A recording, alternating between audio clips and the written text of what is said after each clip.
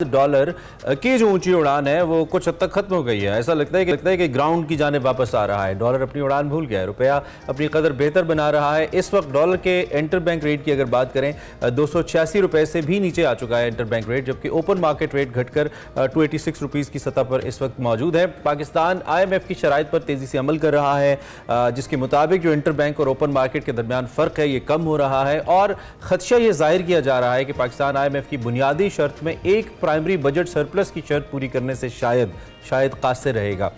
जुलाई में पाकिस्तान और IMF के दरमियान 9 माह पर मबनी, आपको याद है, एक कॉन्ट्रैक्ट हुआ था। 3 अरब डॉलर का ये मुआहिदा था जो तय पाया था और इसकी पहली किस्त पाकिस्तान को मौसूल हो गई थी। और अब IMF का जो जायज़ा मिशन है वो रवां माह के तीसरे हफ्ते पाकिस्तान का दौरा करेगा जो मुतवक्के है, और इसमें जुलाई से सितंबर तक पाकिस्तान की जो मईशत इसका जायज़ा लिया जाएगा और इक़्तिसादी जायजे की कामयाबी पर 70 करोड़ डॉलर की जो अगली किस्त है वो हमें मिलेगी। लेकिन देखते हैं कि किस हद तक ये मामला कामयाबी की जानिब बढ़ता है। पाकिस्तान ने IMF की शराइत पर कितना अमल किया है। नवंबर में IMF से ग्रीन सिग्नल मिलना मुश्किल तो नहीं होगा, क्योंकि पाकिस्तान ने मुश्किल फैसले तो बहरहाल बहुत सारे किए हैं और हुकूमत कर भी रही है। क्या IMF हुकूमती इक़दाम से मुतमईन हो पाएगा? दूसरी जानिब आलमी बैंक ने पाकिस्तान रेवेन्यूज़ प्रोग्राम के तहत FPR को जो जायदाद की खरीदो फरोख्त है उस पर टैक्स के लिए नया जो कह लें एक क्या वैल्यूएशन टेबल जो है उसको मुतारिफ करवाया है और टैक्स दहिंदगान की जो तादाद है उसको बढ़ाने का, ऑडिट का मयार बेहतर बनाने और रियल टाइम जो डेटा शेयरिंग है उसके लिए point of sale monitoring system मुतारिफ करवाने समेत दीगर अहम मुतालबात भी कर दिए हैं।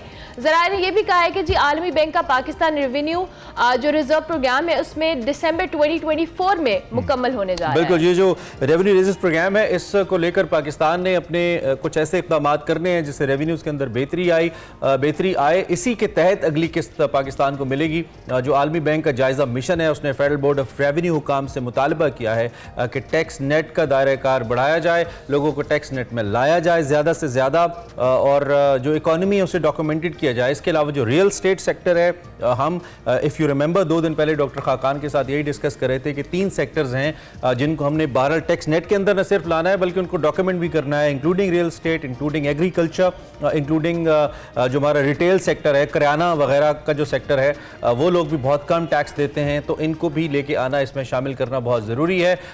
FPR कह रहा है जी कि हम डायरेक्ट इस हवाले से एक टेबल मुतारिफ कराएंगे। एक रिपोर्ट ये कहती है कि पाकिस्तान आलमी बैंक से कर्ज लेने वाला सबसे बड़ा मुल्क बन गया है। This is so unfortunate. मुझे ऐसी खबरें जब भी पढ़ता हूँ दिल बैठ सा जाता है कि हम इस मुल्क को कहाँ पे ले आए हैं, चूँकि रिसोर्सेज हमारे पास नहीं है to recover from this situation. इसी पे हमने बात करनी है। हमारे साथ डॉक्टर अयूब मेहर मौजूद हैं, इकॉनमी को बहुत अच्छा समझते हैं, उनसे ज़रा एक्सपर्ट ओपिनियन अरमला इस हवाले से। थैंक यू भाई, मैं डॉक्टर साहब बहुत शुक्रिया आपने मुझे ज्वाइन किया। सबसे पहले तो ये हम निगरान हुकूमत का जो क्रैकडाउन है इसके हवाले से बात कर रहे थे और इसके समरात आना शुरू हुए हैं। जो रुपया है उसकी कदर में बहाली भी हमें नजर आ रही है और साथ साथ डॉलर भी कुछ बैलेंस होता नजर आ रहा है। आपको लगता है इस क्रैकडाउन के जो लॉन्ग टर्म इम्पैक्ट है वो आएगा? नहीं, लेकिन लॉन्ग टर्म इम्पैक्ट तो नहीं हम कह सकते।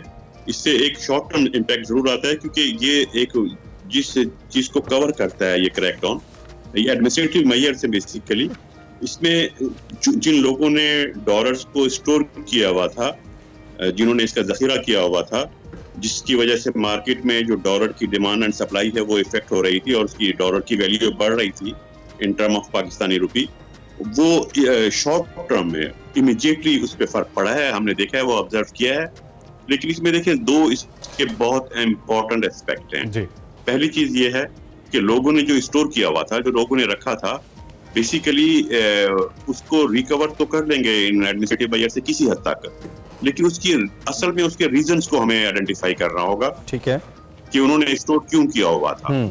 क्या खदशात थे उनको कि पाकिस्तानी रुपी पे उनको एतबार नहीं रहा था? क्या बैंकिंग सिस्टम हमारा कमजोर हो गया है?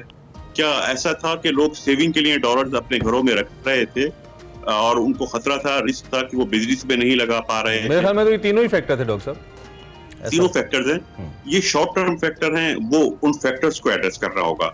बाकी लॉन्ग टर्म मैं इमरान साहब आपसे पहले भी बहुत दफा डिस्कस कर चुके हैं कि लॉन्ग टर्म में हमें अपने इकोनॉमिक जो फंडामेंटल है, एक्सपोर्ट को बढ़ाना, FDI को लाना, लॉन्ग टर्म में तो स्टेबिलिटी को वो उस तरफ हमें जाना ही होगा।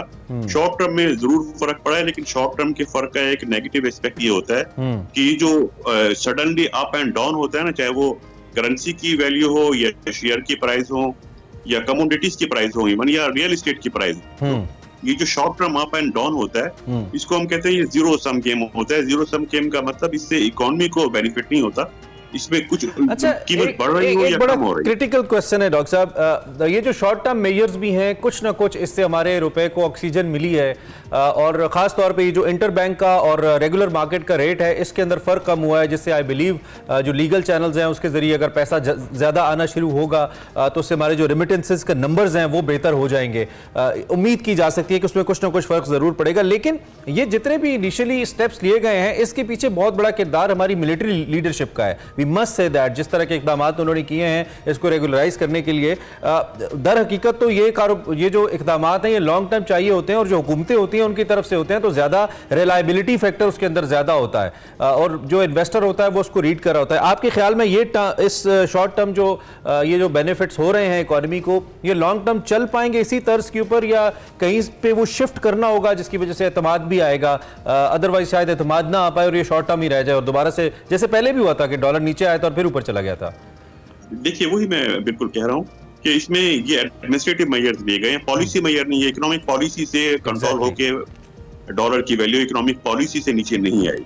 आपने खुद इंडिकेट किया है कि इसमें हमारे मिलिट्री लीडरशिप ने रोल प्ले किया है, वो यकीनन वो एडमिनिस्ट्रेटिव मेजर ही तो है। डॉलर की स्मगलिंग रोक दी है, अगर अफगान बॉर्डर से स्मगलिंग हो रही थी, कहीं स्टोर किए हुए थे, जखीरा किए हुए थे, उसको बरामद कर लिए गए हैं। उससे डिमांड एंड सप्लाई में शॉर्ट टर्म में एक फर्क पड़ा है, लेकिन उसमें उस फर्क में ये होता है कि अगर डाउन होने लगे फिर अप होने लगे तो इससे जो जीरो सम गेम से मेरा मतलब था कि इसमें जो सट्टेबाज होते हैं जो इकोनॉमी से खेल रहे होते हैं उनके दरमियान एक गेम हो जाती है। उसमें जितना किसी शख्स को शॉर्ट टर्म में लॉस होता है उतना ही उसके एक बार किसी को प्रॉफिट हो रहा होता है, एक का प्रॉफिट दूसरे का नुकसान होता है, इकोनॉमी को बेनिफिट नहीं होता, स्पेकुलेशन एलिमेंट बढ़ जाता है। अच्छा, जहां इतनी नेगेटिव चीजों के बारे में ऑब्वियसली हैं, वो एग्जिस्ट करती हैं तो हम बात करते हैं, वहीं पे मैं डॉक्टर उमर सैफ को ट्विटर पे फॉलो करता हूं, जो हमारे आईटी मिनिस्टर हैं, वो कुछ अच्छी पॉजिटिव खबरें देते रहते हैं, जिसमें एक खबर उन्होंने दी कि हम एफबीआर को पूरा डिजिटलाइज कर रहे हैं। और एक अक्सर गिला, आपको याद होगा हमने टैक्सेस पे बड़े शोज किए हैं डॉक्टर साहब, हम अक्सर ये बात करते थे कि जब टैक्स की हम जैसे बंदे को उस फॉर्म की समझ नहीं आती, एप्लीकेशन की समझ नहीं आती, तो आम आदमी क्या समझेगा, तो वो कह रही कि हम डिजिटल पाकिस्तान की जानिब बढ़ रहे हैं। Doctor Umar can do it because उनका ट्रैक रिकॉर्ड बड़ा अच्छा है इस हवाले से। आप इस डेवलपमेंट को कैसे देखते हैं? ये डिजिटलाइजेशन की जानिब हमारा सफर कितना इंपॉर्टेंट है पाकिस्तान की तरक्की के लिए?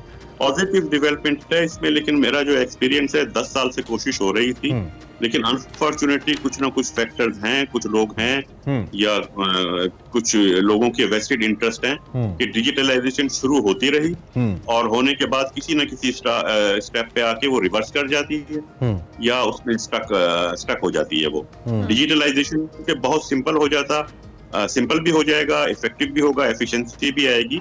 और दूसरा एक और चीज देखेंगे, डिजिटलाइजेशन का एक बहुत बड़ा बेनिफिट जो हम अक्सर बात करते थे, और अब वर्ल्ड बैंक ने भी कह दिया, IMF ने भी अब वो कह दिया, जो हम अक्सर बात करते थे कि डायरेक्ट टैक्सेस की तरफ हमें आना होगा इनडायरेक्ट टैक्सेस से। डिजिटलाइजेशन डायरेक्ट टैक्सेस की तरफ आने के लिए बहुत बड़ा रोल प्ले कर सकती है। ठीक बिल्कुल, क्योंकि उसमें रिकॉर्ड अवेलेबल होगा। अच्छा डॉक्टर साहब, अभी आपने IMF की बात की और अभी 3 अक्टूबर के तीसरे हफ्ते IMF का जो मिशन है उसने पाकिस्तान का दौरा मुतवक्के है। अभी हम बात भी कर रहे थे कि IMF की शराइत को लेके पाकिस्तान काफ़ी हद तक कोशिश कर रहा है कि उस पर अमल किया जाए ताकि आइंदा आने वाली जो किस्त है उसके जारी होने में कोई मुश्किलात ना सामना करना पड़े। आपको लगता है कि ये जो अभी मिशन आने वाला है पाकिस्तान और जो चैलेंजेस ऑलरेडी हैं हमने उनको ओवरकम करने की कोशिश की है और इसमें कोई हर्डल्स नहीं आएंगी फर्दर? देखिए, पाकिस्तान ने कोशिश की है, उनकी तमाम कंडीशन शराइत पूरी कर दी है, लेकिन एक चीज बिल्कुल वो एक अलार्मिंग सिचुएशन है, वो ये कि जब हम बात करते हैं कि IMF भी ये कहता रहा, वर्ल्ड बैंक भी यही कहता है, और ये एक बहुत कॉमन सेंस की बात है कि जो हमारा प्राइमरी बजट है, प्राइमरी डेफिसिट है, वो डेफिसिट नहीं होना चाहिए, प्राइमरी कम से कम सरप्लस होना चाहिए। इसको मैं थोड़ा सा एक्सप्लेन कर दूं कि हम जो अक्सर एक चीज मीडिया में भी सुनते हैं और अक्सर कहा जाता है कि पाकिस्तान की टैक्स कलेक्शन तो होती है, लेकिन हमारा 60-70% जो है वो कर्जों की वापसी और उनके इंटरेस्ट में चला जाता है। प्राइमरी डेफिसिट का मतलब है कि उसको फिलहाल इग्नोर कर दें। अगर उसको इग्नोर कर दें तो जो रेवेन्यू हम कलेक्ट करते हैं अगर टैक्स को हटा करके जो बाकी खर्चे हैं वो उसमें से पूरे कर लें तो वो सरप्लस होना चाहिए। ओके। लेकिन अगर वो भी सरप्लस नहीं है तो इसका मतलब ये है कि हमें कर्जों की वापसी या कर्जों के इंटरेस्ट की तो बात ही नहीं है, वो तो हमें मजीद लेने पड़ जाएंगे क्योंकि हम प्राइमरी अपनी रिक्वायरमेंट मीट नहीं कर पाएंगे जी, तो भी हम अपने खर्चे पूरे नहीं कर पा रहे। ये अलार्मिंग सिचुएशन है और इसमें रेवेन्यू की शॉर्टफॉल की बात नहीं है, रेवेन्यू की कमी की नहीं। मेरा ख्याल है गवर्नमेंट के एक्सपेंडिचर इतने ज्यादा हैं तो वो एक्सपेंडिचर रीजनेबल नहीं है। और मैं तो बिल्कुल ये मुझे कहने में कोई शक ही नहीं है एक तालिब इल्म इकोनॉमी का होने की हैसियत से कि हम मुसलसल पिछले 6-8 साल से डॉक्टर साहब यही बातें कर रहे हैं, इसमें कुछ डिफरेंट नहीं है क्योंकि इकोनॉमी उन्हीं 3-4 चीज़ों के आसपास घूमती है, लेकिन हम वो मेजर्स ले ही नहीं पा रहे कि हम इसकी डायरेक्शन ठीक करें। आपका बहुत शुक्रिया, आपने हमें वक्त दिया। डॉक्टर साहब का मेनली ये कहना था जी पॉलिसी पर तब्दीलियाँ लानी है जिसका इम्पैक्ट लॉन्ग टर्म होगा, शॉर्ट टर्म भी ठीक है अच्छा है, लेकिन लॉन्ग टर्म पॉलिसी लेवल के ऊपर तब्दीलियाँ लानी ज़रूरी हैं।